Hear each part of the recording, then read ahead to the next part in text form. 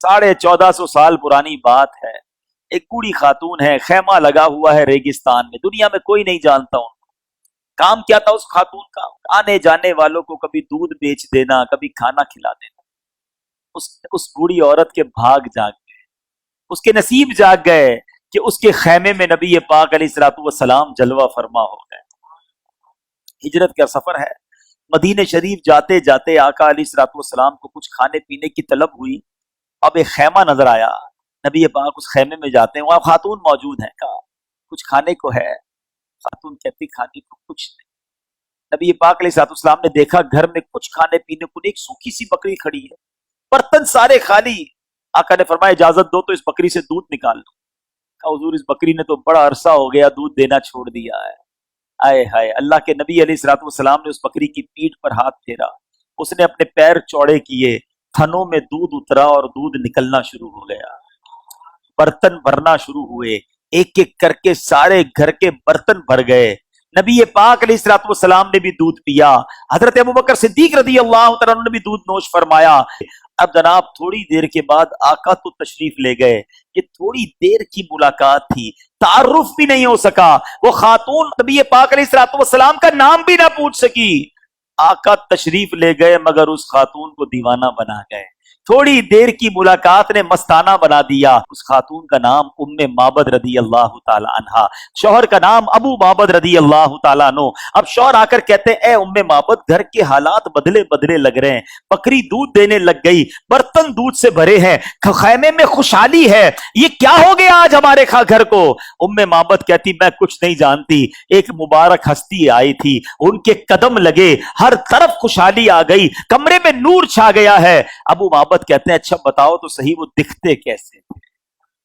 उम्मे माबद क्या कहती हैं, मैंने एक शख्स को देखा, एक शख्सियत को देखा जिनका हुस्न नुमाया था, उनका चेहरा खूबसूरत और तख्लीक बड़ी उम्दा थी, ना ही दुबला पतला होने का ऐब था, ना ही पेट बड़ा होने का ऐब था। उनकी आंखें सियाह और बड़ी बड़ी थी। वफी अशफारी ही वतफुन, कहती पलके लंबी थी। वफी सौती ही सहलुन, उनकी आवाज में गूंज थी, कुदरती एको साउंड था। वफी उनुकी ही सतहुन, उनकी गर्दन बड़ी चमकदार थी। वफी लिहयती ही कसासा, उनकी दाढ़ी जो थी वो बड़ी घनी थी। अज़ज्जु अकरन, दोनों अबरू बारीक और मिले हुए थे। इन समत फअलैहिल वक़ार, जब वो खामोश होते थे बड़े बावकार लगते थे। वो इन तकल्लमा समा व अलाहुल बहा, जब गुफ्तगू फरमाते तो चेहरा और बारोनक हो जाता था। कहती अजमलुन नास, बेहतरीन खूबसूरत तरीन थे। वो अबहा बिन बईद, जब दूर से देखते थे ना तो सब में खूबसूरत नजर आते थे, मगर जब करीब जाते तो और खूबसूरत लगते थे। आए कहती हुलवुल मंतिक, निहायती शीरी गुफ्तार थे। फरमाती फसलुन ला नजरुन वला हदर, उनकी गुफ्तगू बिल्कुल क्लियर होती थी, बेफायदा नहीं, कोई बेहुदा बात नहीं, बड़ी खूबसूरत गुफ्तगू फरमाते। कहती है आगे महफूदुन, सब उनके खादिम थे, महशूदुन, सबके लिए वो काबिल एहतराम थे।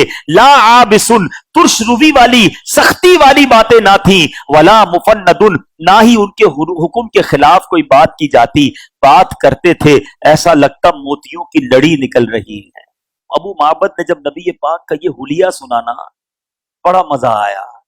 दूसरे दिन काम से आए, कहते ए उम्मे माबद को मुबारक की बातें फिर सुनाओ ना, जरा बताओ ना वो कैसे दिखते थे। हैं? शोहर अपनी बीवी से कह रहा है कि फिर नबी, अच्छा दोनों को नाम नहीं पता, दोनों को ये नहीं पता वो हैं कौन, नाम मुबारक रख दिया।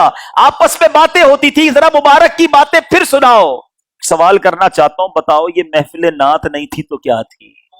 ये मीलाद नहीं था तो क्या था? ये मेरे आका की महफिल हर रोज उस खैमे में सज रही है। थोड़ी देर के लिए आका आए हैं और दीवाना बनाकर चला गए हैं। वो अपनी निगाहों से दीवाना बनाते हैं, जहमत भी नहीं देते मैं खार को पीने की।